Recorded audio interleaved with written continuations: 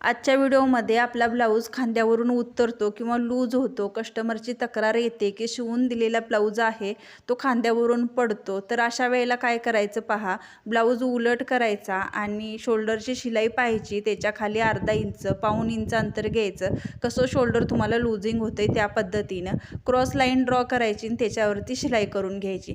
जर शोल्डर तुम्ही अशा पद्धतीनं जॉईन केला असाल तर दुसरा ब्लाऊज घेतलेला आहे, या ब्लाऊजला पूर्ण गोट केलेला आहे, त्यामुळे ही ट्रिक वापरायची नाही। अशी शिलाई केल्यानंतर सुन्नट येते, ब्लाऊज शोल्डरमध्ये अजिबात चांगलं दिसत नाही। तर काय करायचं पहा, पहिला आय केलेला आहे त्याच्यासमोर अर्धा किंवा पाऊण इंच अंतर घ्यायचं आणि दुसरा आय हातावरती करून घ्यायचा। बटन वापरत असाल तर बटन आहे तेवढ्याच अंतरावरती घ्यायचं आणि दुसरं बटन लावून घ्यायचं आणि दुसऱ्या बटनात हा ब्लाऊज लावून घ्यायचा आहे। हुकसुद्धा आहे ते दुसऱ्या आयमध्ये अडकवून घ्यायचा, परफेक्ट फिटिंग बसतं। आवडल्यास